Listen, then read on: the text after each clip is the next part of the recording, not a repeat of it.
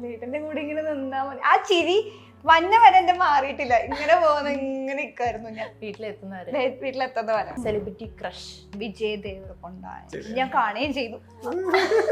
ഒരു 2 ദിവസം കൂടി കഴിഞ്ഞിട്ടുണ്ടായിരുന്നു നിങ്ങൾക്ക് നല്ലൊരു ന്യൂസ് തന്നെ കിട്ടിയത്. 1 മില്യൺ ഞാൻ ഡെയിലി നോക്കിക്കൊണ്ടിരിക്കുകയായിരുന്നു. കാരണം 1 മില്യൺ അടിച്ചിട്ട് വേണം നിങ്ങൾക്ക് നിങ്ങളുടെ ലവ് സ്റ്റോറി പറയാൻ.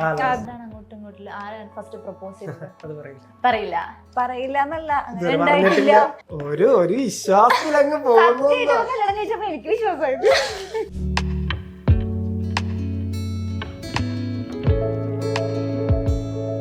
സോ ഇന്ന് എൻ്റെ കൂടെയുള്ള ഗസ്റ്റിനെ കുറിച്ച് പറയുകയാണെങ്കിൽ ടിക്ടോക്ക് ഉള്ളപ്പോൾ മുതൽ വൈറലായിട്ടുള്ള ഒരു ഡാൻസറാണ്. പിന്നെ ഇൻസ്റ്റഗ്രാം റീൽസ് വന്നു, യൂട്യൂബ് വന്നു, അങ്ങനെ ഇൻഫ്ലുവൻസറാണ്, ഡാൻസറാണ്. ഡാൻസിങ്ങിനെ കുറിച്ച് പറയുന്ന സമയത്ത് വെറും ഡാൻസർ എന്ന് പറഞ്ഞാൽ പോരാ, പവർ പാക്ഡ് എനർജറ്റിക് ഡാൻസർ എന്ന് പറയണം. സോ വിത്ത് മീ വൃന്ദാർജുൻ, വൃന്ദയുടെ സ്വന്തം രാമൂട്ടൻ.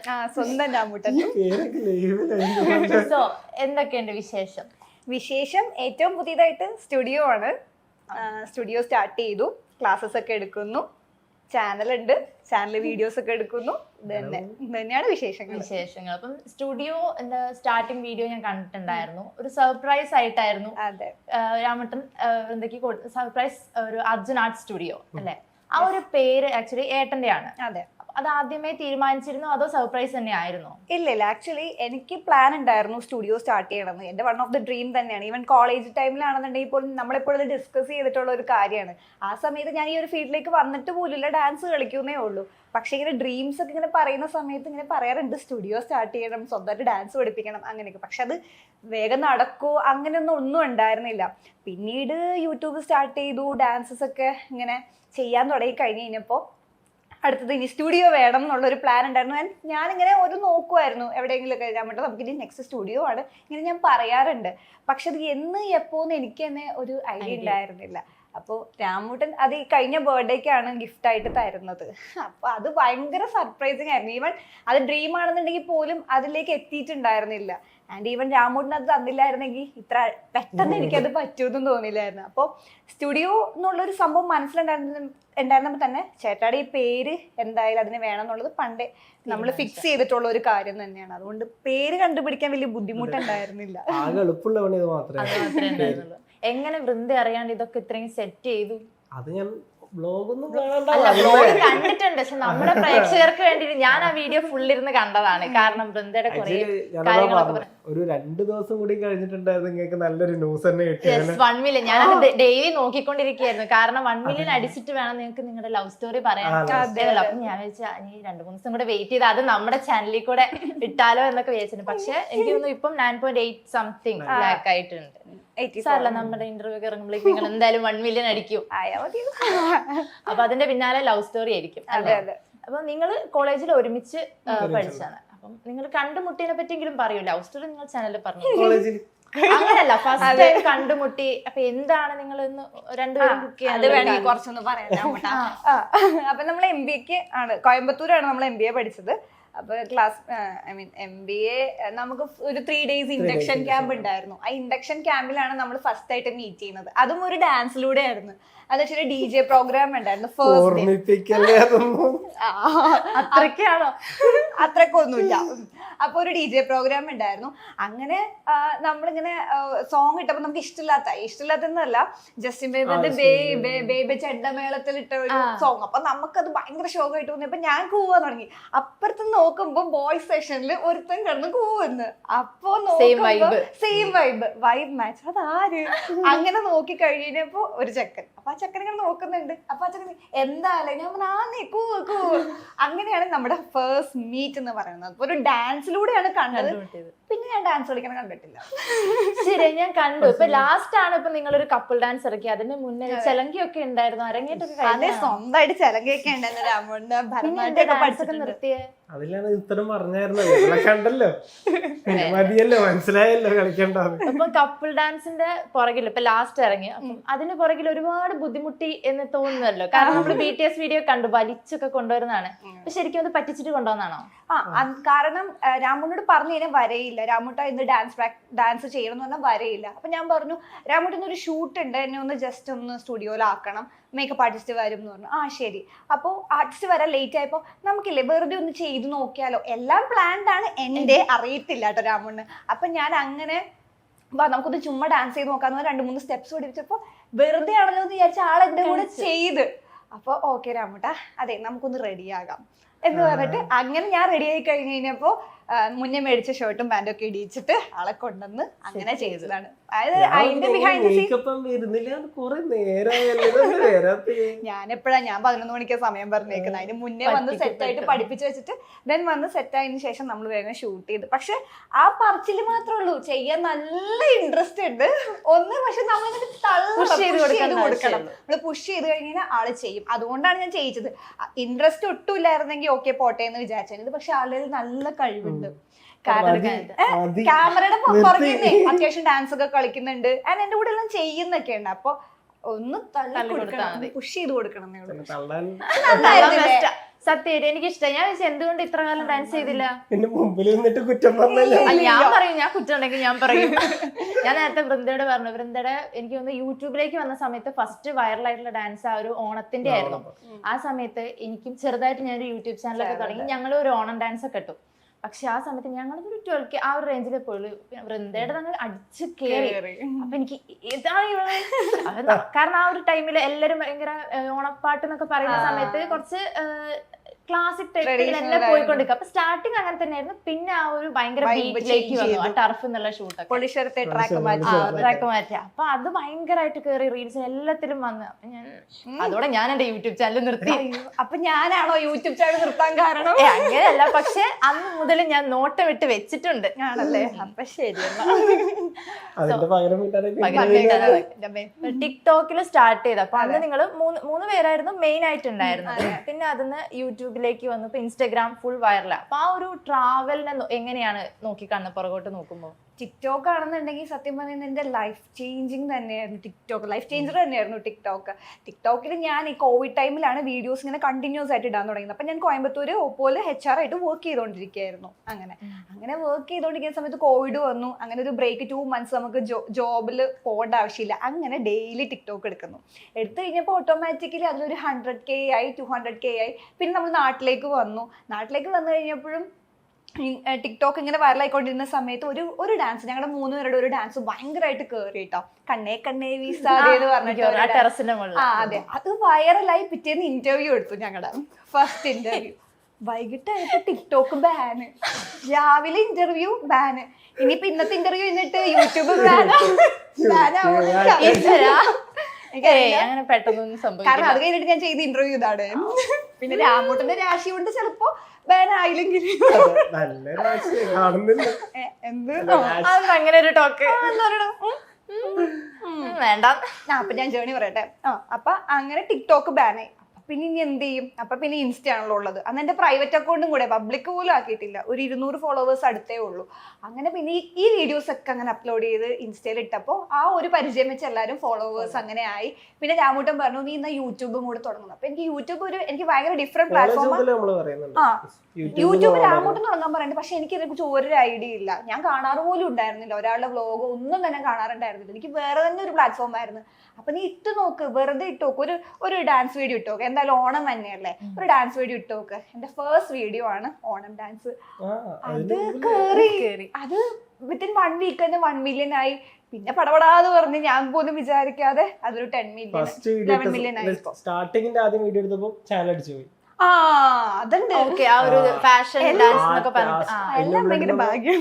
തുടങ്ങും അപ്പം തന്നെ അടിച്ചുപോയി. സാറില്ല, തുടക്കം പ്രശ്നമില്ലെങ്കിൽ ഫസ്റ്റ് വീഡിയോ സെറ്റ് ആയി. അത് ശരി. ഞാൻ ഒന്ന് ഭയങ്കരമായിട്ട് സങ്കടപ്പെട്ടു. കാരണം ഞാൻ ചാനൽ നിന്ന് സ്റ്റാർട്ട് ചെയ്ത് ഒരു വീഡിയോ ഇട്ട് സ്ട്രൈക്കായി. അപ്പൊ തന്നെ ചാനലും പോയി. അങ്ങനെ സംഭവിക്കും. അങ്ങനെ എന്തോ യൂട്യൂബ് സ്ട്രൈക്ക് എന്തോ വന്നതാണ്. എന്തോ സോങ് കോപ്പിറൈറ്റഡ് സോങ് എന്തോ സ്ട്രൈക്ക് ആയപ്പോ ഫസ്റ്റ് ചാനൽ തുടങ്ങിയപ്പോ തന്നെ സ്ട്രൈക്ക് വീണപ്പോ ചാനൽ പോയി. എന്താ സംഭവിച്ചെന്ന് അറിയില്ല. വൈകിട്ടായപ്പോ ചാനൽ കാണാനില്ല. ടിക്ടോക്ക് പോയി. അപ്പൊ ഞാനിത് ഷൂട്ട് ചെയ്ത് വെച്ചിട്ടുണ്ടായിരുന്നു ഈ ഓണം ഡാൻസ്. പിന്നെ വേഗം തന്നെ ഒരു ചാനൽ തുടങ്ങി. വേഗം തന്നെ ആ ഓണത്തിന്റെ ഡാൻസ് അങ്ങോട്ട് ഇട്ട് പിന്നെ അങ്ങോട്ട് കയറ്റം കയറിയാണ്. അതെ. പിന്നെ അവിടുന്ന് ഇങ്ങോട്ട് നിങ്ങളെ കണ്ടന്റ്സ് നോക്കുകയാണെങ്കിൽ നിങ്ങൾ ഒരുമിച്ചുള്ള കുറെ കണ്ടന്റ്സ് അങ്ങനെ പിന്നെ ബ്ലോഗ് അതാണ് കുറെ കൂടെ ഉള്ളത്. കണ്ടന്റ് ക്രിയേറ്റേഴ്സിൽ വേറെ ഒരു സ്ക്രിപ്റ്റഡ് സാധനങ്ങളൊക്കെ അല്ലേ, എന്തെങ്കിലും വേറൊരു കണ്ടന്റ് അങ്ങനെ ചെയ്യാത്തത് എന്തുകൊണ്ട്? മീൻസ് ഒരു എന്റെ ചോദ്യമാണ്. ഇല്ല, ഞങ്ങൾക്ക് ആക്ച്വലി ഒരു പ്ലാൻ ഉണ്ടായിരുന്നു, ചെറിയ വെബ് സീരീസ് അല്ലെങ്കിൽ അങ്ങനെ എന്തെങ്കിലും 1 minute വീഡിയോസ് അങ്ങനെ എന്തെങ്കിലും ചെയ്യാന്നിങ്ങനെ പ്ലാൻ ചെയ്യും. പക്ഷെ ഇങ്ങനെ കണ്ടിന്യൂസ് ആയിട്ട് ഇങ്ങനെ വേറെ വേറെ കാര്യങ്ങൾ നമുക്ക് അതിലേക്കൊന്ന് ഫോക്കസ് ആയിട്ട് ഇരിക്കാൻ പറ്റില്ല. പക്ഷെ ഞങ്ങൾക്ക് നല്ല ആഗ്രഹമുണ്ട് ഇങ്ങനെ നമ്മുടെ ചാനലിൽ തന്നെ ഒരു വെബ് സീരീസ് തുടങ്ങാന്നുള്ളത്. കാരണം രാമുട്ട് നന്നായിട്ട് ആക്ട് ചെയ്യും. അപ്പൊ എനിക്ക് രാമുട്ട് ആ ആക്ടിങ് കഴിവ് എനിക്ക് പുറത്തേക്ക് കൊണ്ടുവരുന്നുണ്ട്. അതെ, ഇതെന്റെ നല്ലൊരു മാർക്കറ്റിംഗ് സ്ട്രാറ്റജി പഠിച്ചേ. അതെ, അതുകൊണ്ടാണ് എല്ലാം ബിസിനസ് കണ്ണിലൂടെ തന്നെ കാണുന്നത്. അപ്പൊ ഈ സ്റ്റുഡിയോ ഇപ്പൊ സ്റ്റാർട്ട് ചെയ്തപ്പം നിങ്ങൾ ഈ ലൈഫിലും പാർട്ട്നേഴ്സ് ആണ്, ബിസിനസ് പാർട്ട്നേഴ്സും ആണ്. അപ്പൊ അതിലൊരു റാപ്പ് എങ്ങനെയാണ് ബിസിനസ്സിൽ വരുമ്പോ? ഇതിന്റെ അകത്ത് കയറി കഴിഞ്ഞാൽ ഈ ബോർഡർ വരെ മാത്രമേ ഹസ്ബൻഡ് ആൻഡ് വൈഫ് ഉള്ളൂ. നമ്മുടെ സ്റ്റാഫ് ആയാലും അവർക്കും അറിയാം. ഈ ബോർഡർ വരെ മാത്രമേ നമ്മളുള്ളൂ. വൃന്ദാർജുൻ ആയാലും ഞങ്ങളുള്ളൂ. രാമൂട്ടനും ഉണ്ട്. ഇതിന്റെ മുകളിൽ എത്തിക്കഴിഞ്ഞാൽ വൃന്ദാർജുൻ ആൻഡ് അനുപ്രസാദാണ് പുള്ളിയെ ഹാൻഡിൽ ചെയ്യുന്നതാണ്. അതിന്റെ ബാക്കി സെക്ഷൻ ചെയ്യാൻ നോക്കുന്നത്. അങ്ങനെയാണ് ഞങ്ങളുടെ ടീം. നമ്മൾ ആദ്യം ഒരു 1 month ഇരുന്ന്, കാരണം ഇവക്കൊരു സർപ്രൈസ് ആണ്, ഇപ്പൊ ഇതെങ്ങനെയാ വരിക എന്നുള്ളത് അറിയത്തില്ല. സോ ഞങ്ങൾ വന്ന് ഒരു 1 month ഞങ്ങൾ മാത്രമാണ് ഉണ്ടായിരുന്നത്. സ്റ്റാഫ്സ് ആരും ഹയർ ചെയ്തിട്ടില്ല, സ്റ്റുഡൻസിന് കൊണ്ടുവന്നിട്ടില്ല, ഞങ്ങൾ മാത്രമായിരുന്നു ഉണ്ടായിരുന്നത്. ഇനീഷ്യലി ഉണ്ടായിരുന്ന കുറച്ച് സ്റ്റുഡൻസ്, അവരോട് ചോദിച്ചാൽ അറിയാം, ഫുൾ A to Z കാര്യങ്ങൾ ഞങ്ങൾ മാത്രമേ ഹാൻഡിൽ ചെയ്യുന്നുണ്ടായിരുന്നത്. സോ ഞങ്ങൾക്ക് രണ്ടുപേർക്കും ബിസിനസ് എങ്ങനെ ആപ്പ് ഉണ്ടാവണം എന്ന് അറിയണമല്ലോ. അപ്പം അങ്ങനെ സ്റ്റാർട്ട് ചെയ്ത് പിന്നീടാണ് ഓക്കെ ഇങ്ങനെയാണ് ഈ പ്രോസസ്സുകൾ നടക്കുന്നതെന്ന് മനസ്സിലാക്കി വർക്ക്സ് അസൈൻ ചെയ്തിട്ട് നിന്റെ വർക്ക് ഇത് എന്റെ വർക്ക്, അത് എൻഡ് ഓഫ് ദ ഡേ നമ്മൾ കംപ്ലീറ്റ് ചെയ്തിരിക്കണം. അങ്ങനെ ഒരു ഇതിലാണ് നമ്മൾ മുന്നോട്ട് പോകുന്നത്. റിസപ്ഷനിസ്റ്റ് ആയിട്ട് ഇരുന്നിട്ട് എന്തൊക്കെയോ മറ്റേ ഇവിടുന്ന് ഇതെടുത്ത് കൊടുക്കുന്ന ആ ഒരു സാധനം ഞാൻ കണ്ടായിരുന്നല്ലോ. അപ്പൊ കണ്ടിട്ടോ അപമാനിക്കുകയാണോ ആസ് എ റിസപ്ഷനിസ്റ്റ്? എങ്ങനെയുണ്ട്? അതുകൊണ്ട് വേറെ റിസപ്ഷനിസ്റ്റ് വെച്ചു ഒത്തില്ല. അതിലെനിക്ക് ശരിയാവാൻ പറ്റിയില്ല, ശോഭിക്കാൻ കഴിഞ്ഞില്ല. ഇനി വേറെ 2-3 കൂടി നോക്കി വെച്ചിട്ടുണ്ട്. എന്താണ് ഫിനാൻഷ്യൽ ഡിപ്പാർട്ട്മെന്റ് കൈയിട്ട് തീർന്നു, എന്റെ ബിസിനസ് തീർന്നു. കുഴപ്പമില്ല, ശരിയാവുമായിരിക്കും. നിങ്ങളൊക്കെ എല്ലാം കഴിഞ്ഞിട്ട് ഒരു വീട്ടിലേക്കല്ലേ പോണേ, അപ്പൊ പിന്നെ കുഴപ്പമുണ്ടാവില്ല. അതാണ് പ്രശ്നവും.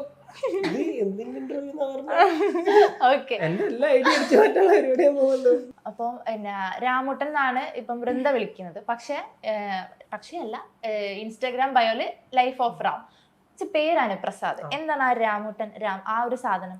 ഇവന്റെ പേര് അനുപ്രസാദ് ഒന്നുമല്ലേ? അല്ലേ, എന്റെ ഒറിജിനൽ പേര് രാംപ്രസാദ്. രാംപ്രസാദ്. അപ്പം എന്റെ 3 മക്കളാണ് ഞങ്ങള്. മൂത്താളും അനുപ്രസാദ്, സനുപ്രസാദ് ആണ്. അനുപ്രസാദ് രാംപ്രസാദ് എന്നാ പേരിട്ടെ. അപ്പൊ മൂത്താള് എന്നെ 1ാം ക്ലാസ്സിൽ ചേർക്കുന്ന സമയത്ത് ഓന് റൈം ഒത്തില്ല, ഇഷ്ടപ്പെട്ടില്ല. അവനൊരു നമ്മൾ ആ ഒരു ഇത് കിട്ടണം എന്ന് പറഞ്ഞിട്ട് അവൻ അങ്ങനെ അനുപ്രസാദ് എന്ന് പേരിട്ട്. അവൻ തന്നെ രജിസ്റ്ററിൽ അത് മതി എന്ന് പറഞ്ഞ അവിടെ കിടന്ന് ഞങ്ങളൊക്കെ സുവാന്ന് പറയുന്നത്. ഓക്കെ, ഞാനും വിചാരിച്ച എവിടെ നമ്മള് ഞാൻ അന്ന് ചിന്തിച്ചത് എന്താ വെച്ചാൽ മറ്റേ 96 ഇല്ലേ അതായിരിക്കും എന്നുള്ള രീതിയിലാണ് ചിന്തിച്ചത്. അതുപോലെ ഈ ഇടയ്ക്ക് ലുക്കൊക്കെ ഒന്ന് ഭയങ്കരമായിട്ട് ചേഞ്ച്, അതെന്തായിരുന്നു, അത് വല്ലാത്തൊരു ലുക്കായി പോയി. അതിന് വൃന്ദയിട്ട തമ്പും വല്ലാത്തൊരു തമ്പായിരുന്നു. ആ ഫോട്ടോ മാത്രമേ ഇട്ടിട്ടുള്ളൂ. ഇതിനെക്കാട്ടി മുന്നിലും കുറെ കോലം കെട്ടി. ഞാനങ്ങനെ ചേഞ്ചിന്റെ ആൾക്കാരൊക്കെ ഭയങ്കര ഇഷ്ടം. അപ്പൊ മുടി അത്ര നീട്ടിയോ അതോ? അല്ല, അത് എക്സ്റ്റൻഷൻ വരുന്നത് എന്ന് പറഞ്ഞു കഴിഞ്ഞാൽ നമ്മുടെ നോർമൽ എയറിന്റെ കൂടെ തന്നെ അത് ഡെഡ് ലോക്ക് ചെയ്തു. പക്ഷെ ഏകദേശം 3-4 മണിക്കൂർ കുളിക്കാനൊക്കെ പറ്റുമോ? ഒരു കുഴപ്പമില്ല, കുളിക്കാത്തോണ്ട് കുളിക്കാത്തോണ്ട് പ്രശ്നമില്ല. ഒരു 3-4 മണിക്കൂർ. പക്ഷെ നല്ല വെയിറ്റാ, നല്ല പെയിനാ. അത് നല്ല വലിച്ചാണ് അത് കെട്ടിക്കൊണ്ട്. ഇത്ര ഹെയർ ഉണ്ടായിരുന്നു, ആ ഹെയർ അവര് ടൈ ചെയ്ത്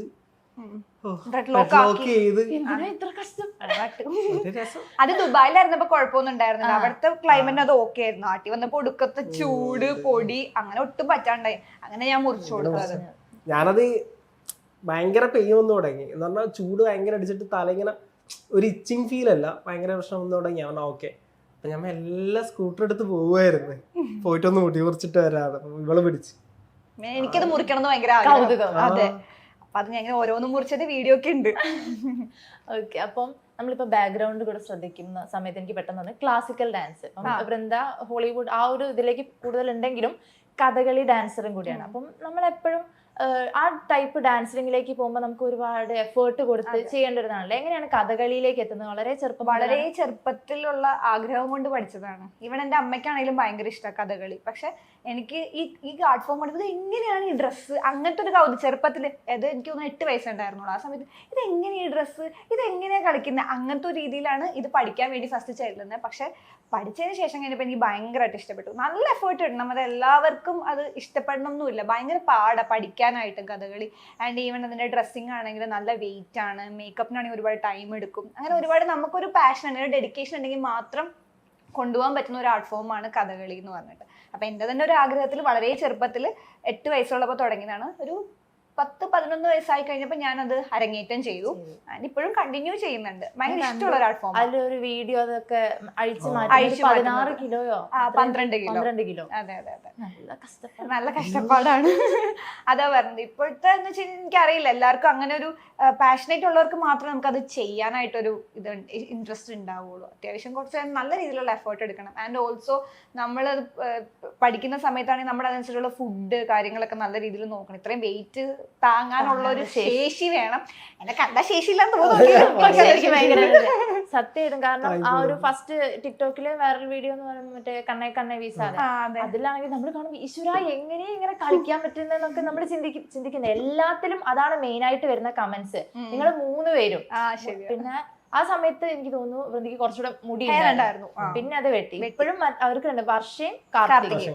ഓക്കെ, നിങ്ങൾ ഇപ്പോഴും ആ കോണ്ടാക്ടില് ചെറുപ്പം മുതലുള്ള ഫ്രണ്ട്സ് ആണ്. ഇവരെ മീൻസ് ഒരു ഗേൾസ് സ്റ്റേക്കേഷൻ എന്നൊക്കെ പറഞ്ഞിട്ടുള്ള കുറെ വീഡിയോസ് ഒക്കെ കണ്ടിട്ടുണ്ടായിരുന്നു. എങ്ങനെ ഇവരുടെ ഒരു ഫ്രണ്ട്ഷിപ്പിനെ നോക്കിക്കാണുന്നത്? അങ്ങനെയല്ല, അതായത് നമ്മൾ പൊതുവെ അറിയില്ലേ 3 പെൺകുട്ടികൾ കൂടിയാല് പരദൂഷണാണോ അതോ? പരദൂഷണമൊന്നല്ല, അവര് ചെറുപ്പം മുതലേ ഉള്ള ടീമല്ലേ. അപ്പൊ അവരിങ്ങനെ കേട്ടിരിക്ക ഇങ്ങനെ നടക്കുന്നത്. അവരെ ഞാൻ കണ്ടിട്ട് പോലും ഉണ്ടാവില്ല, ആരൊക്കെയോ ആയിരിക്കും പറയുന്നുണ്ടാവുക. ഞാൻ ഇങ്ങനെ ആലോചിക്കോ മറ്റേ ഇതായിരിക്കും അല്ലേ, അപ്പൊ അതൊന്നും ആയിരിക്കില്ലേ LKG-ലാറ്റം കണ്ട അത്രയും മെമ്മറീസ് ഉണ്ടല്ലോ നമുക്ക്, ചെറുപ്പം മുതലുള്ള മെമ്മറീസ് ഉണ്ടാവുമല്ലോ. എനിക്ക് ആ ഒരു ഹസ്ബൻഡിന്റെ കൂടെ തന്നെ പോയി കഴിഞ്ഞാല് ഹസ്ബൻഡൊക്കെ നമ്മള് സെറ്റ് ആവുന്നല്ലോ. നമ്മളിങ്ങനെ കുറച്ച് വർത്താനം പറഞ്ഞ് പുറത്തത്തെ കാര്യം ബിസിനസ് ഒക്കെ നമ്മളിങ്ങനെ, ഇവര് LKG-ലേക്ക് മറ്റേ കല്ല് വാങ്ങിയ കഥ, മാലക്ക് പറ്റിച്ച കഥയൊക്കെ പറഞ്ഞ് നമ്മളിങ്ങനെ നോക്കിയിരിക്കും. ഞങ്ങൾ വർത്താനം പറയാനൊന്നും ഉണ്ടാവില്ല, പിന്നെ ഇവരെ വർത്താനം കണ്ടിരിക്കുക. അതായത് നമ്മള് 3 പേരുണ്ടെങ്കിൽ ഇവരെ മറന്നു, നമ്മളാ ചെറിയ പഴയ കാലത്തിലേക്ക് അങ്ങ് പോകും. പിന്നെ കല്യാണം കഴിച്ചെന്നുള്ള കാര്യമേ മറന്നു. നിങ്ങളുടെ കല്യാണത്തിന്റെ വീഡിയോസും ഭയങ്കര വൈറലായിരുന്നു 3 പേരുടെയും. അതില് നമ്മൾ പൊതുവെ പറയില്ലേ കല്യാണത്തിന്റെ ഡ്രസ്സ് ഇട്ട് നിന്നാൽ തന്നെ നമ്മൾ ക്ഷീണിക്കും. പക്ഷെ വൃന്ദയൊന്നും അങ്ങനെയൊന്നും ആയിരുന്നില്ല. ആ ഒരു ഡാൻസില് അർജുൻ രാമുട്ടൻ ഡാൻസ് കളിച്ചിട്ടില്ല, പക്ഷെ അതിന് കുറെ കേട്ടിട്ടുണ്ടാവില്ല കമന്റ്സില് ഇല്ലേ? കാരണം കുറെ കമന്റ്സ് അങ്ങനെ വരുന്നുണ്ട്, എന്താണ് ചേട്ടൻ ഇങ്ങനെ വെറുതെ ഇരിക്കുന്നത്. എനിക്കൊന്ന് നിങ്ങളുടെ ഒരു ബ്ലോഗിൽ തന്നെ പറഞ്ഞിട്ടുണ്ടായിരുന്നു നിങ്ങൾ നമ്മൾ ചേരുവെന്നൊക്കെ വിചാരിച്ച കമന്റ്സ് വരെ വന്നിട്ടുണ്ടായിരുന്നു. അപ്പൊ അങ്ങനെയുള്ള കമന്റ്സ് ഒക്കെ കാണുമ്പോൾ എന്ത് തോന്നും? അത് പ്രത്യേകിച്ച് എന്ന് വെച്ചാൽ എനിക്കറിയാം രാമൂട്ടൻ ഇഷ്ടമാണ്, എന്നാൽ പോലും രാമൂട്ടന് ഡാൻസ് കളിക്കണം അങ്ങനെ ഒരുപാട് അങ്ങനെ പാഷനേറ്റ് അല്ല. ആൻഡ് ദാറ്റ്സ് ഓക്കെ, എനിക്കതിന് പ്രശ്നമൊന്നുമില്ല. പക്ഷെ ഇത്തിരിയുള്ള ഇൻട്രസ്റ്റിനെ എങ്ങനെ ഇമ്പ്രൂവ് ചെയ്ത് കൊണ്ടുവരാം ഇത് കൊടുത്താൽ മതി. പക്ഷെ കഴിവുണ്ട്, ആൾക്കുണ്ട്. ഒന്നും ഇതിന്റെ ആവശ്യമില്ല. ഓർക്കണം, പിന്നെ എന്നും ഓർത്തിരിക്കണം ഇടയ്ക്ക് കൊച്ചു ഡാൻസ് കളിക്കാന്ന് പറയണം. അതിന് വേണ്ടിയിട്ടാ. ഓക്കെ, അപ്പം ഡാൻസ് സ്കൂൾ തുടങ്ങി കുറച്ച് കഴിഞ്ഞപ്പം അത്യാവശ്യം നല്ല രീതിയിൽ കുട്ടികളൊക്കെ വരുന്നുണ്ട്. കഥകളിയും ചെയ്യുന്നത് അത് വൃന്ദ തന്നെയാണോ പഠിപ്പിക്കുന്നത്? അപ്പം ഇവിടെ വൃന്ദ അല്ലാതെ സാറും വേറെയും ടീച്ചേഴ്സ് ഉണ്ട്. ഓക്കെ, ബോളിവുഡ് സ്റ്റൈൽ അപ്പൊ കറന്റ്ലി ഞാൻ തന്നെ എടുക്കുന്നത്. അപ്പം ഈ കമന്റ്സിലേക്ക് വരുന്ന സമയത്ത് ഡാൻസിങ് സ്കൂളിനെ പറ്റി ഒരു കമന്റ് വന്നിട്ടുണ്ടായിരുന്നു, നിങ്ങളൊരു അതിനൊരു റിപ്ലൈ പോലെ തന്നിട്ടുണ്ടായിരുന്നു. അപ്പം അത്തരം കമന്റ്സ് ഒക്കെ വരുന്ന സമയത്ത് ശരിക്കും നിങ്ങൾ മെന്റലി ബാധിക്കാറുണ്ടോ? അതില് നിങ്ങൾ ഭയങ്കരമായിട്ട് പറഞ്ഞു, പക്ഷെ എന്നാലും അത് ഭയങ്കര എനിക്ക് തോന്നുന്നു കുറെ വീഡിയോസിന്റെ താഴെ സെയിം കമന്റ്സ് ഒക്കെ വന്നിട്ട് അങ്ങനെ എല്ലാത്തിനും റിയാക്ട് ചെയ്യണം എന്നുള്ളൊരു ഇതാണ്. പൊതുവെ ഞാൻ നെഗറ്റീവിന് റിയാക്ട് ചെയ്യാറേ ഇല്ല. വന്നു കഴിഞ്ഞാൽ ഞാൻ ഡിലീറ്റ് ചെയ്ത് കളയും. ഇതാണ് എന്റെ ഒരു ലൈഫ്. എന്ന് വെച്ച് കഴിഞ്ഞാൽ നെഗറ്റീവ് കമന്റ്സ് നമുക്ക് ക്രിറ്റിസിസം ചെയ്യുന്നതിന് പ്രശ്നമൊന്നുമില്ല, അത് ഹെൽത്തി ആണെങ്കിൽ നോ പ്രോബ്ലം. പക്ഷെ ഇതെന്ന് പറഞ്ഞു കഴിഞ്ഞാൽ നമ്മൾ ചെയ്യുന്ന ഒരു സ്ഥാപനത്തെ പറ്റി, അവർക്ക് ഒന്നും അറിയാത്ത ഒരു കാര്യത്തെ പറ്റി. ആൻഡ് പിന്നീട് ഞാൻ നോക്കിയപ്പോൾ എന്റെ സ്റ്റുഡൻസ് പറഞ്ഞു ഈ സെയിം കമന്റിലിട്ട ആള് പല പല യൂട്യൂബ് ചാനലിൽ പോയിട്ട് കമന്റ് ഇടുന്നുണ്ട് സെയിം യൂസർ നെയിം വെച്ചിട്ടുള്ളത്. സോ അത് അഫ്കോഴ്സ് ഒരു ഫേക്ക് അക്കൗണ്ട് തന്നെയാണ്. പിന്നെ എല്ലാത്തിനും നമ്മൾ അങ്ങനെ മറുപടി പറയാറില്ല. പിന്നെ ഇതെന്ന് പറയുന്നത് നമ്മുടെ തുടങ്ങിയ ഒരു സ്ഥാപനത്തെ കുറിച്ച് പറയുമ്പോൾ അത് റിയാക്ട് ചെയ്യണമെന്ന് തോന്നി, അതുകൊണ്ടാണ്. പിന്നെ വിഷമം ഉണ്ടോന്ന് ചോദിച്ചു കഴിഞ്ഞാൽ എന്തിന് എന്നുള്ളൊരു സംഭവം വല്ല കാര്യമുണ്ടോ എന്നുള്ളത്. പിന്നെ എന്ന് വെച്ച് കഴിഞ്ഞാൽ പാവം ഒന്നും ആവാൻ പറ്റാത്ത കുറച്ച് പേരുടെ ഒരു മെന്റൽ ഫ്രസ്ട്രേഷൻ തീർക്കാൻ വേണ്ടിയിട്ട് അവർ ചെയ്യുന്നതായിരിക്കും. ചെയ്തോട്ടെ, അതുകൊണ്ട് അവർക്കൊരു സുഖം കിട്ടണമെങ്കിൽ ചെയ്തോട്ടെ. അതിന് നമ്മൾ സമയം കൊടുക്കുന്നതാണ് എനിക്ക് തോന്നുന്നത് അവർക്ക് കിട്ടുന്ന ഒരു ലാഭം എന്ന് തോന്നുന്നത്. അതിന് സമയം കൊടുക്കാതിരിക്കുക, നമുക്ക് അതിനുവേണ്ടി കളയാൻ സമയമില്ല. സോ അങ്ങനെ കമന്റ് ഇടുന്നവർക്ക് ടൈമേ കൊടുക്കരുത്. ഒരൊറ്റ സെക്കൻഡ് അതങ്ങ് ഡിലീറ്റ് ചെയ്ത് കളയാ. അപ്പൊ അവര് ചെയ്തതിന് ഒരു എഫേർട്ടും ഇല്ലല്ലോ. ഓക്കെ, ഇപ്പം ഞാൻ ഡാൻസിങ് ആ ഒരു സമയത്ത് കണ്ടാണ് വൃന്ദയുടെ ഒരു ഷോർട്ട് ഫിലിം മറുക് എന്ന് പറഞ്ഞിട്ടുള്ളത്. അപ്പൊ അതിനുശേഷം പിന്നെയും ചെയ്തിട്ടുണ്ടായിരുന്നു കുറച്ച് ഷോർട്ട് ഫിലിം. ഇപ്പൊ ചെയ്യുന്നുണ്ടോ? ഇപ്പൊ കറന്റ് ഒന്നും അങ്ങനെ ചെയ്തു. ഇപ്പൊ ഞാൻ ഫുൾ ബിസിയാണ്, സ്റ്റുഡിയോയില് ഫുൾ അങ്ങനെ എന്നുള്ള ഒരു ഇതിൽ നിൽക്കാണ്. ഷോർട്ട് ഫിലിംസ് ഒന്നും പുതിയതൊന്നും ഞാൻ ചെയ്തിട്ടില്ല. പക്ഷെ ഈവൻ എന്റെ ചാനലിൽ എനിക്ക് അങ്ങനെ പുതിയതൊരെണ്ണം സ്റ്റാർട്ട് ചെയ്യാനുള്ള പ്രിപ്പറേഷൻസ്. അതെ അതെ, നമ്മൾ അതിനുള്ള സ്ക്രിപ്റ്റിംഗിലൊക്കെയാണ്. സ്ക്രിപ്റ്റിംഗ് ഒക്കെ ഞങ്ങള് തന്നെയാണ് ഇപ്പൊ ഏറ്റവും സ്ക്രിപ്റ്റ് നടന്നുകൊണ്ടിരിക്കുന്നത്. ലവ് സ്റ്റോറി ഒന്ന് സ്കെച്ച് ചെയ്തുകൊണ്ടിരിക്കുകയാണ് കറക്റ്റ് ആയിട്ട്. നമുക്ക് അതൊരു നല്ല രീതിയിൽ ഒരു ഔട്ട് കൊടുക്കണം എന്നുണ്ട്. ലവ് സ്റ്റോറി എളുപ്പമാണ് എന്ന് പറഞ്ഞു കഴിഞ്ഞാൽ ഇവളിങ്ങനെ മെറ്റീരിയൽ എങ്ങനെ ഗിഫ്റ്റ് ചെയ്യുന്ന ആളൊന്നല്ല നമ്മളെ ഇതിന്റെ ഇടയിൽ. ഒരു പ്രാവശ്യം എനിക്ക് തന്ന ഗിഫ്റ്റ് എന്ന് പറയുന്നത് നമ്മളെ എൻ്റെ ലവ് സ്റ്റോറിയാണ്. എപ്പോഴായിരുന്നു ഇതൊരു ബർത്ത്ഡേക്ക് എവറിത്തിങ് നമ്മുടെ മൊത്തമുള്ള ആ കഥ ഒരു ബുക്കായിട്ട് അങ്ങ് എഴുതി തന്നു. അങ്ങനത്തെ എഴുതുക, ഉണ്ടാക്കുക, അങ്ങനത്തെ ഒക്കെ ഭയങ്കര ക്രാഫ്റ്റ്സ് ഒക്കെ ചെയ്തിട്ട് കൊടുക്കുക. അതൊക്കെ ആകുമ്പോ കൈ കൊണ്ട് ഉണ്ടാക്കിയതല്ലേ, അപ്പൊ കുറച്ചും കൂടി വാല്യൂ കൂടുതലാണല്ലോ. അതുകൊണ്ട് അപ്പൊ ആ ബുക്കായിട്ട് നമ്മുടെ കയ്യിലുണ്ട്. അതുകൊണ്ട് എന്താ സംഭവിച്ച മറിച്ചിട്ട് അങ്ങനെ മറന്നുപോയില്ല. ഇതിന്റെ ചാപ്റ്റർ വൈസ് ആയിട്ട് ഞാൻ എഴുതിയിട്ടുണ്ട് ഓരോ. ഇടയ്ക്ക് ഞാൻ വായിച്ചു നോക്കിട്ട് പബ്ലിഷ് ചെയ്യാന്നൊക്കെ എടുത്ത് വായിച്ചു നോക്കും, പിന്നീട് ഓർമ്മ കൊണ്ട് ഇത് മറന്നു ആണല്ലേ. എനിക്ക് അങ്ങനെ ക്വസ്റ്റ്യൻ ഒക്കെ ചോദിക്കുക. മറ്റേ ബർത്ത്ഡേ ഒക്കെ മറന്നു പോകുന്ന ആളാണോ? അതെ, ഡേറ്റ് മറന്നു പോകാറുണ്ട്. എൻഗേജ്മെന്റ് ഡേറ്റ് അത് വീഡിയോ വരാണ്ടത്ര. ഇതിന്റെ ഇടയിൽ ഒരു വീഡിയോ ചെയ്തായിരുന്നു എനിക്ക് 2 ദിവസം മുമ്പായിട്ടാണ്. പാരന്റ്സും ഞാനും ഹൂ നോസ് ബെറ്റർ എന്നുള്ള രീതിയിൽ. അപ്പൊ എൻഗേജ്മെന്റ് ഡേറ്റ് ചോദിച്ചു ഇവള്. ഞാൻ തെറ്റിച്ച്, അച്ഛൻ തെറ്റിച്ച്, അമ്മ തെറ്റിച്ച്, ഓർമ്മയില്ല, ആർക്കും ഓർമ്മയില്ല. വെഡിങ് ഡേറ്റ് ഒക്കെ ഓർമ്മയില്ല. അതൊക്കെ ഉണ്ട്. എത്രയാ? നവംബർ 10 അടുത്തെത്തി. അതെ, മറ്റേതും അടുത്തെത്തി. 7-ാം തീയതി വന്ന് 21-ാം തീയതി പറഞ്ഞത്. ഓക്കെ, അപ്പം നമ്മൾ പൊതുവെ സോഷ്യൽ മീഡിയയില് വൈറലാകുന്ന അധികം ആൾക്കാരോട് ചോദിച്ചാൽ അവരുടെ ഒക്കെ സ്വപ്നം സിനിമയായിരിക്കും. അപ്പൊ അങ്ങനെ ഒരു സ്വപ്നം ഉണ്ടോ? സ്വപ്നമുണ്ട്. എനിക്ക് ആഗ്രഹമുണ്ട്. കാരണം എന്ന് വെച്ചാൽ ഞാൻ ചെറുപ്പത്തിൽ നാടകം, ഡ്രാമാസ് ഒക്കെ ചെയ്യുമായിരുന്നു. അപ്പോൾ 8th, 9th, 10th ഒക്കെ ബെസ്റ്റ് ആക്ട്രസ് ആയിട്ടൊക്കെ അവാർഡ് കിട്ടി പത്രത്തിലൊക്കെ ഫോട്ടോ വന്നിട്ടുണ്ട്. പക്ഷെ എന്താണെന്നറിയോ, ഞാൻ ടിക്ടോക്ക് ചെയ്ത് കഴിഞ്ഞപ്പോൾ അഭിനയിക്കുന്ന വീഡിയോസിനേക്കാളും കൂടുതൽ എനിക്ക് റീച്ച് ചെയ്ത ഡാൻസ് ആണ്. ഓക്കെ, അപ്പൊ ഡാൻസ് ആണ്. അപ്പൊ കുറച്ച് ആക്ടിങ് മാറ്റി വെക്കാന്ന് വെച്ചാൽ ഡാൻസ് ചെയ്ത് കഴിഞ്ഞപ്പോ ഡാൻസ് അങ്ങോട്ട് കയറി പോകുന്നു. പിന്നെ ഞാൻ അങ്ങ് മറന്നുപോയി അഭിനയിക്കാൻ. അതെ, പക്ഷെ മറുക ഷോർട്ട് ഫിലിം ചെയ്തപ്പോ നല്ലൊരു അപ്രിസിയേഷൻ കിട്ടിയായിരുന്നു ആ സമയത്ത്. പക്ഷെ പിന്നീട് ഡാൻസ് എന്നുള്ള ഒരു ഇതിലേക്കായി. എന്നാലും ഫോക്കസ്ഡ് ആയി ഡാൻസ് എന്നുള്ളത്. ഓക്കെ, ഇപ്പം ഇൻഫ്ലുവൻസേഴ്സിന്റെ കൊളാബറേഷൻ ഒക്കെ ഉണ്ടാവുമല്ലോ. ഒരുപാട് ആക്ടേഴ്സിനെ ഒക്കെ മീറ്റ് ചെയ്യാൻ പറ്റിയിട്ടുണ്ടാവും. അതില് ആരെ കണ്ടപ്പോൾ നമുക്ക് ഭയങ്കരമായിട്ട് എക്സൈറ്റഡ് ആയിട്ടുള്ള, എല്ലാരും അങ്ങനെ ആയിരിക്കും, പക്ഷെ ഏറ്റവും കൂടുതൽ എക്സൈറ്റ്മെന്റ് തോന്നിയിട്ടുള്ളത് അതാണ്. ഇവിടെ വലിയ ഫോട്ടോ, അതാണ്. അതെ അതെ, വലിയ ഫോട്ടോ ലാലേട്ടനെയാണ്. ലാലേട്ടനെ കണ്ടതാണ് ഏറ്റവും വലിയ ഭാഗ്യമായിട്ട്. ഇങ്ങനെ എനിക്കിത് സ്വപ്നമാണോ ഇത്, അങ്ങനത്തെ ഒരു ഫീൽ ആയിരുന്നു. കാരണം സിനിമയെ കാണുന്ന പോലെ തന്നെ ഒരു ആലീസ് ഇൻ വണ്ടർലാൻഡ് സത്യം. ഇവൻ എല്ലാരും അങ്ങനെ തന്നെയായിരുന്നു. ലാലേട്ടന്റെ കൂടെ ഇങ്ങനെ നിന്നാ മതി. ആ ചിരി വന്ന വരെ എന്റെ മാറിയിട്ടില്ല. ഇങ്ങനെ പോകുന്ന ഇങ്ങനെ നിൽക്കായിരുന്നു ഞാൻ വീട്ടിലെത്തുന്ന വരെ. ലാലേട്ടനെ കണ്ടാണ് എനിക്ക് ഭയങ്കരമായിട്ട് മെമ്മറബിൾ ആയിട്ട്. സമന്തയുടെയും വിജയുടെയും എനിക്ക് വീഡിയോ കണ്ടല്ലോ, ഭയങ്കര ക്യൂട്ടായിരുന്നു. അവരെ കൊണ്ട് മലയാളം അതുപോലെ. അപ്പം കൊളാബറേഷൻ ഒക്കെ പോകുന്ന സമയത്ത് അത് ആക്ച്വലി പെയ്ഡ് ആണോ, അത് അവരുടെ ഇതാണോ? അത് പെയ്ഡും വരാറുണ്ട്, നമുക്കല്ലാതെയും വരാറുണ്ട്. പക്ഷെ ഇപ്പൊ മോസ്റ്റ്ലി പെയ്ഡ് കൊളാബറേഷൻസ് തന്നെയാണ്. ഓക്കെ, അപ്പം ഈ യൂട്യൂബ് സംസാരിക്കുന്ന സമയത്ത് റവന്യൂ എങ്ങനെയാണ്? അതായത് നമുക്ക് കറക്റ്റ് എന്തായാലും ചോദിച്ചാൽ പറയില്ല എന്ന് എനിക്കറിയാം. റവന്യൂ അല്ലേ? ഡാൻസേഴ്സിനോട് ചോദിച്ചു കഴിഞ്ഞു കഴിഞ്ഞാൽ റവന്യൂ നമ്മുടെ കോപ്പിറൈറ്റഡ് കണ്ടന്റ് ആയിരിക്കും. ഞാൻ അത് ചിന്തിച്ചു. കാരണം മ്യൂസിക് വിടുന്നത് കൊണ്ട് പ്രശ്നം, ഒരു കല്യാണത്തിന്റെ വീഡിയോ ആള് യൂട്യൂബ് സ്റ്റാർട്ട് ചെയ്യുന്ന തന്നെ ഇതിലൊരു റവന്യൂ അങ്ങനെ ഒരു പ്ലാനേ ഇല്ല. ചെയ്യണം, ഇടണം, ദാറ്റ്സ് ഇറ്റ്.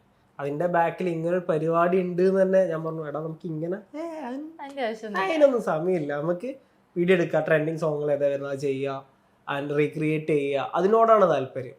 അങ്ങനെയാണ് നമ്മൾ ചാനൽ സ്റ്റാർട്ട് ചെയ്ത് തുടങ്ങിയിട്ടുണ്ടായിരുന്നത്. Revenue expect ചെയ്തിട്ടുണ്ടായിരുന്നില്ല. പിന്നീട് വീഡിയോസ് വ്ളോഗിനാണല്ലോ നമുക്ക് റവന്യൂസ് അല്ലെങ്കിൽ വരാറുള്ളത്. അപ്പോന്ന് വെച്ച് കഴിഞ്ഞാൽ നമുക്ക് ഏറ്റവും കൂടുതൽ ഈ കോണ്ടന്റ് ആയതുകൊണ്ട് നമുക്ക് റവന്യൂ ഒന്നും കണ്ടില്ല. പക്ഷെ എല്ലാവരുടെയും വിചാരം നമ്മള് ലക്ഷക്കണക്കിന് മാസത്തിന്. പക്ഷെ സത്യം പറഞ്ഞാൽ ഓണത്തിന്റെയും കല്യാണത്തിന്റെയും ഒക്കെ കിട്ടിയായിരുന്നെങ്കിൽ നമ്മൾ ആരായിട്ടോ കൊടീശ്വരിയായിരുന്നു. ഓക്കെ, അപ്പൊ ഞാൻ കുറച്ച് ക്വസ്റ്റ്യൻസ് അല്ലാണ്ട് ചോദിക്കട്ടെ. അല്ലാണ്ട് നമുക്ക് കുറച്ച് റാപ്പിഡ് ഫയർ പോലെ. ഓക്കെ, നിങ്ങൾ ഈ ക്വസ്റ്റ്യൻ ആൻസർ ആക്ച്വലി എനിക്കറിയാം, ആണോ? എന്നാലും ചോദിക്കുക, റീൽ എടുക്കാൻ ആർക്കാണ് മടി? ഞാൻ അതെ. ഓക്കെ, പെട്ടെന്ന് ദേഷ്യം വരുന്നത്?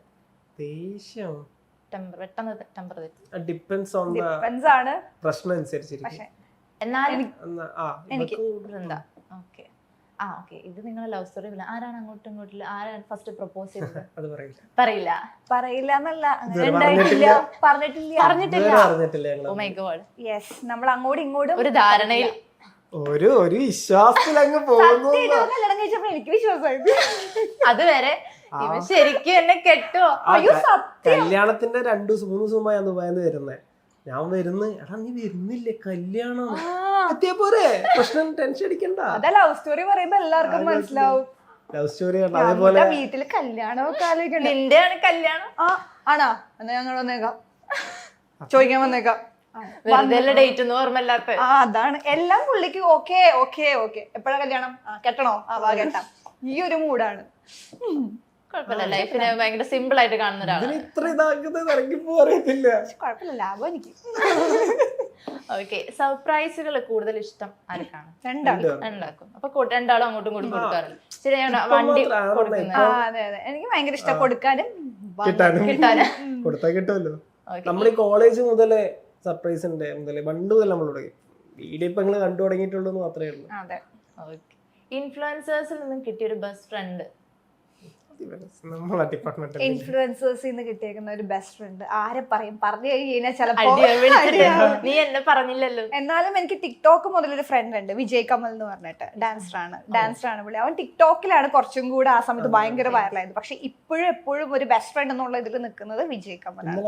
ഇന്നലെ വന്നിട്ടുണ്ടായിരുന്നു. ഞങ്ങൾ വീഡിയോസ് ഒക്കെ ചെയ്യാറുണ്ട്, കപ്പിൾ വീഡിയോസ് പോലെയൊക്കെ ചെയ്യാറുണ്ട്, ഡാൻസ് വീഡിയോസ്. ഓക്കെ, ലാലേട്ടൻ അല്ലാണ്ട് വേറെ, കാരണം ഇത് ലാലേട്ടൻ ഓൾറെഡി പറഞ്ഞല്ലോ, വേറെ ഏതൊരു സെലിബ്രിറ്റീനെ കാണാനാണ് ഭയങ്കര? മമ്മൂക്ക. ഓക്കെ, അടുത്ത പടത്തിന്റെ ഓക്കെ. ഇപ്പം ഒരു ഈ കൊളാബറേഷൻ ഒക്കെ പോകുന്ന സമയത്ത് അവരുടെ കൂടെ ഡാൻസ് ചെയ്തിട്ടുണ്ടല്ലോ, അതിൽ ഭയങ്കര കംഫർട്ട് അല്ല, ഭയങ്കര എനർജറ്റിക് തോന്നിയിട്ടുള്ള ആരെയാ? എനർജറ്റിക് ആയിട്ട് തോന്നിയിട്ടുള്ളത് ഷെയ്ൻ. വേഗം തന്നെ വന്നു, പരിപാടി വേഗം ചെയ്തു, പോയി. അങ്ങനെ എല്ലാം വളരെ പെട്ടെന്നായിരുന്നു. എല്ലാം ഭയങ്കര പെട്ടെന്നായിരുന്നു. ഓക്കെ, അപ്പം ലാലേട്ടൻ ഏറ്റവും ഇഷ്ടപ്പെട്ട സെലിബ്രിറ്റി? ലാലേട്ടനെ കണ്ടിട്ട് നേരിട്ട് ചോദിക്കാൻ ആഗ്രഹിച്ചൊരു കാര്യം എന്തായിരുന്നു മുന്നേ? അല്ല, ഒന്നും ചോദിക്കാനും പറ്റിയില്ല, ഞാൻ ചിരിച്ചോണ്ട് അതുകൊണ്ട് എനിക്കൊന്നും ചോദിക്കാൻ പറ്റിയില്ല. ഇനി ഒരു പ്രാവശ്യം കൂടെ കാണുകയാണെങ്കിൽ എന്ത് ചോദിക്കുക, അല്ലെങ്കിൽ എന്തായിരിക്കും സംസാരിക്കുക? ലാലേട്ട എന്നെ ഒന്ന് കെട്ടിപ്പിടിക്കുന്നു. എനിക്ക് വേറെ ഒന്നും ചോദിക്കണ്ട, കണ്ടു മനസ്സ് നിറഞ്ഞുണ്ട്. ഓക്കെ, മലയാളത്തിൽ നല്ലതാണ്, പുറത്ത് ഹോളിവുഡ് ആയാലും ബോളിവുഡിലായാലും സെലിബ്രിറ്റി ക്രഷ് ആണ് എന്റെ വിജയ് ദേവരകൊണ്ടായ. ഞാൻ കാണുകയും ചെയ്തു.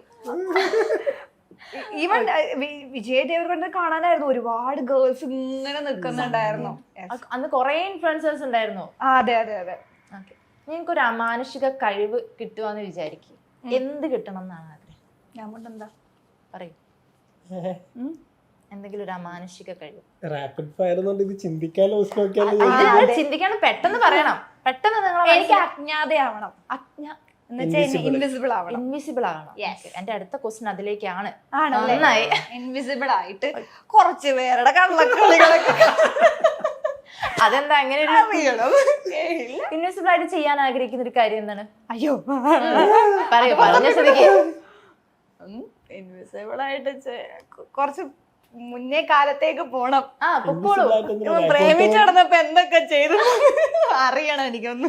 അത് ഞാൻ പണ്ട് ചിന്തിച്ചിരുന്നത്, കുഞ്ഞിതായപ്പോ നമുക്ക് ആ സമയത്ത് എല്ലാം പുറത്തൊക്കെ പോയി കഴിഞ്ഞാൽ എനിക്ക് അത് വേണം ഇത് വേണം എന്നൊന്നും പറഞ്ഞ പാരന്റ്സ് എല്ലാം ഒന്നും മേടിച്ചില്ലല്ലോ, ഏതെങ്കിലും ഒന്നൊക്കെ മേടിച്ചു. ബേക്കറിയിൽ കാണുമ്പോൾ എനിക്കൊന്ന് അദൃശ്യമായിട്ട് വേണം ഇവിടെയൊക്കെ കയറി അങ്ങോട്ട് വരയ്ക്കാൻ, ആ ഒരു ചിന്ത. അതുപോലെ എന്തെങ്കിലും ക്രേസി ആയിട്ടുള്ള തോട്ട്സ് വന്നിട്ടുണ്ടോ? പറയാൻ പറ.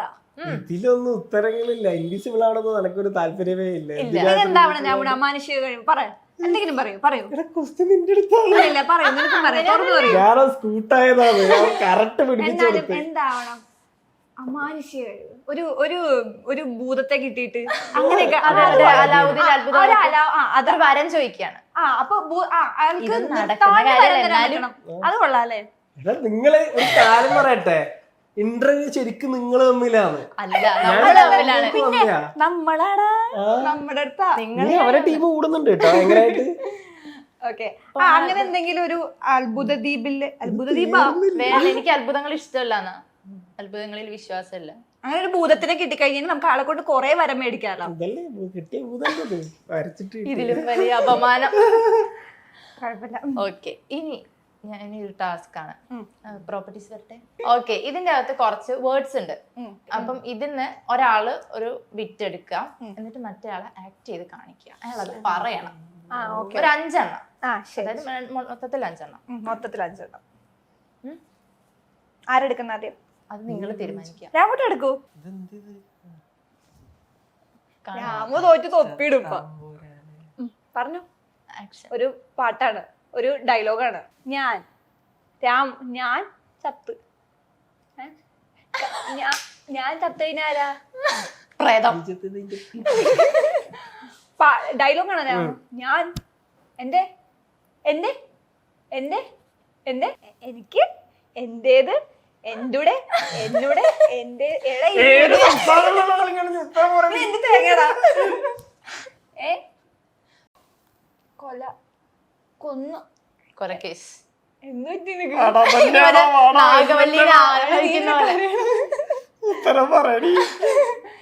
കൊന്നു എന്നെ കൊന്ന് എന്നെ കൊന്ന് എന്റെ അത്തത്തെ അയ്യോ മുന്നേ കൊന്നു മുന്നേ അത്തത്തെ. Okay, timer വെക്കുവാണ്. എന്നെ കൊല്ലാതിരിക്കാൻ പറ്റുമോ? അയ്യോ എന്നെ ടൈമർ വെക്കുവാണെന്നാ പറഞ്ഞേ. വേണ്ട വേണ്ട, തോറ്റു നീ. തോറ്റു, എന്തായാലും തോറ്റല്ലോ. രാമോണ്ട തോറ്റത്. ഞാനല്ല തോറ്റ, നീയാ തോറ്റേ. Okay, next. തരാട്ടാ, ആദ്യം ഞാൻ ചെയ്തിട്ട് നീ അടുത്ത. അതും രാമോന്ന് കുറെ വെള്ളം കുടിക്കും. സിമ്പിൾ ആയിരിക്കുമല്ലോ. സിനിമയാ? ഓക്കെ, സിമ്പിളാ.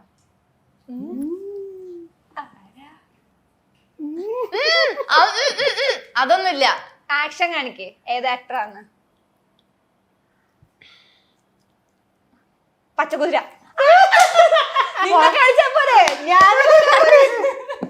ഇത്ര സിമ്പിള്. ഇവിടെ ഇവിടെ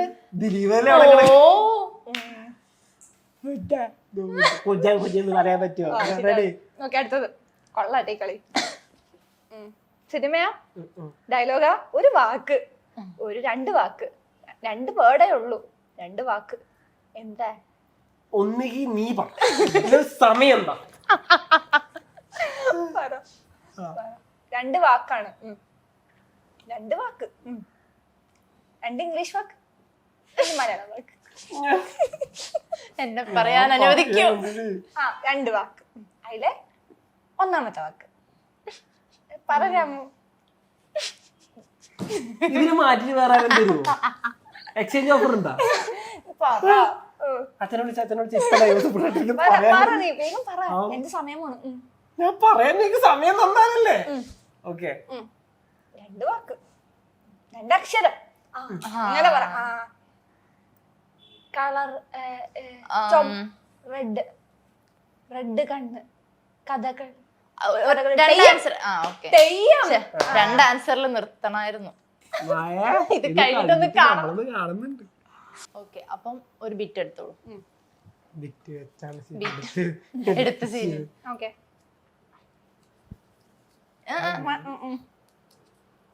എന്താണ് ഷെയർ ചെയ്യടാ? അത് കുറച്ച് വലുതാ. അയ്യോ ആ അതാ ഈശ്വരാ വലുത്. തീർന്നില്ലേ? പാഞ്ചാലി ഓ പാട്ടല്ലേ? ആ പാട്ടാണ്. ഇനി മിണ്ടരുത്. ഇനി മിണ്ടരുത്. പാട്ടാവും. ഓക്കെ നീ നോക്കും, ഞാൻ നോക്കും. വേണ്ട പിന്നെ. ഓക്കെ ചെയ്യട്ടെ. ആ ബൾബ്. ആകാശം. ആകാശദൂതിലത്തെ പാട്ടാ. ഇന്ന് അഭിനയിച്ചു മരിക്കും നീന്ന്. ആകാശം നോക്കൂ, ആകാശത്തിൽ.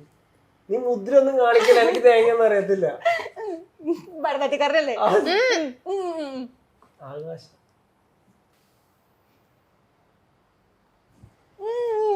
ഇതൊന്ന് മാറ്റി. അടുത്ത വരി. പാന്റാ. പാന്റിന്റെ കളറ് നീല. നീലാകാശം. ഒന്നാമത്തെ നീലാകാശം. നീല.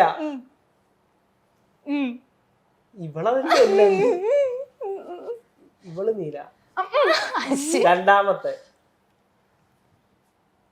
നീലാകാശം ചന്ദനക്കുറിയാ. ആകാശത്ത് എടാ എനിക്ക് പാട്ടൊന്നും. ആകാശത്ത് ചന്ദനം തൊടുന്നു. ചന്ദനം തൊട്ടു. കളഭം. കുങ്കുമം കഴിഞ്ഞിട്ടാ വേറെ കുങ്കുമം. കളഭം. അത് ആകാശം നീല വെള്ളക്കുറി തൊട്ടു. പാട്ടറിയില്ല. അടുത്ത പറഞ്ഞോ, എനിക്ക് പറ്റും. ഇവിടെ ഇരിക്കുന്ന എല്ലാവർക്കും മനസ്സിലായി. ശരി. രണ്ടാമത്തെ വയലറ്റാ. കാതില്. കാതില്. ആകാശം നീല. ഞാൻ ടൈമർ വെക്കട്ടെ. ആകാശം നീല വെള്ളക്കുറി തൊട്ടു. ഏത് സിനിമയിലത്തെയാന്ന് പറഞ്ഞത്? ലാലേട്ടന്റെ അവിടെ. ശ്രുതി പിടിച്ചതാണോ കേട്ടത്? ഈ കുറിയും കൊണ്ട് ഞാൻ കൊറേ നേരായി. ഓക്കെ, ഇനി ടൈമർ. 1 2 3 4 5. കഴിഞ്ഞ് കഴിഞ്ഞ് കഴിഞ്ഞ് പഠിക്കും. അങ്ങനെ പറയണ്ടേ? നീ പറയുന്നു നീല. ഭരതനാട്യം പഠിച്ചാണോ? നീലാവിന്റെ നീല ഭസ്മ കറക്റ്റാ കാണിച്ചത്. കാതിലോല കമ്മലിട്ട് കുടുങ്ങി. നീ കാണിച്ചു ഞാൻ കാണിച്ചു എനിക്ക് മാർക്ക്. ഓക്കെ, അടുത്ത ബിറ്റ്. ഇവള് പക വിട്ടു. ഇവക്ക് മനസ്സിലായി. എനിക്ക് 0. എനിക്ക് കിട്ടിയാലല്ലേ മാർക്ക് കിട്ടുള്ളൂ, പറഞ്ഞാലല്ലേ മാർക്ക് കിട്ടുള്ളൂ. എനിക്ക് 0. അവള് തന്നെ. നമ്മൾ ഒരു ഫ്രെയിം 2 എണ്ണം. അത് കളഞ്ഞല്ലോ അല്ലെ? നെക്സ്റ്റ് ഒളിപ്പിച്ചു വെച്ചാ. തുടങ്ങുന്നു പാട്ടന്നെ. ഇതും സിനിമയാ. സിനിമ. പോട്ടെ. ആരപടം? ഞാൻ ചോദിക്കാം, അതിന് ഉത്തരം പറഞ്ഞ. ആരപടം? കലാമണിയാ. കലാമണിയാ കൊല്ലിഞ്ഞ പിന്നെ. മണിയായിട്ടുണ്ട്. വളയിടുന്ന വാൽക്കണ്ണാടി. നെക്സ്റ്റ് പാട്ട് എനക്ക് അറിയാത്ത. ഞാൻ 1000 പ്രാവശ്യം എല്ലാരോടും പറയുന്നുണ്ട് പാട്ട്. ഞാനൊരു സത്യം പറയട്ടെ, വാൽക്കണ്ണാടി ഞാൻ സിനിമയായിട്ട് ചിന്തിച്ച് എഴുതിയതല്ലായിരുന്നു. ആണോ? ചുമ്മാ റാൻഡം വേർഡ്. കൊള്ളാം. അതിനിങ്ങനെ ഒരു ഇതുണ്ടായിരുന്നു. സാരല്ല, അടുത്തടുത്തോളൂ. സിമ്പിള്. പാട്ട് ഒഴികെ ബാക്കി എന്തും. പാട്ടും ഡാൻസ് ഒഴികെ. വലുതെടുക്കായിരുന്നു. പാട്ടാ സിനിമയാ? സിനിമ. പോട്ടെ. സിമ്പിൾ ആയിരിക്കും. സുരേഷ് ഗോപിയുടെ പടം. പത്രം. പഴയ പടം പുതിയ പടം? പഴയ പടം. മറ്റേ ഇതുണ്ടാ? അതില്ല. ആ പടമല്ല. തെങ്കാശി പട്ടണത്തിന് ഉമ്മണ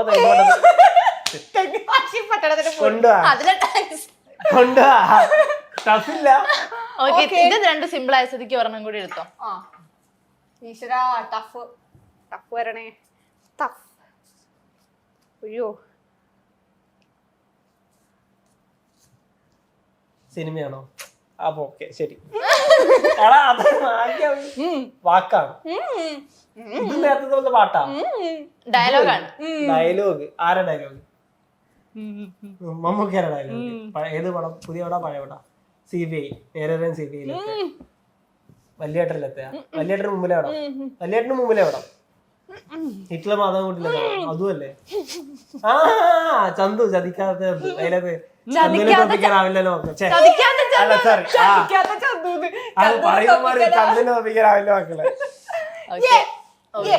3 പോയിന്റ്. അപ്പൊ ഞാൻ ജയിച്ചിരിക്കുകയാണ് ഗൈസ്. താങ്ക് യു സോ ഞാനാ മച്ച്. ജയിച്ചേ. എന്തോന്ന് പിന്നെ ഒരു ഉത്തരത്തിനും ഉത്തരവും പറഞ്ഞില്ല, പിന്നെ എല്ലാത്തിനും ഞാൻ ആൻസർ പറഞ്ഞത്. അപ്പൊ ഞാൻ ജയിച്ചിരിക്കുകയാണ്. സമ്മാനം എന്താണ് മഴ? സമ്മാനം മഴ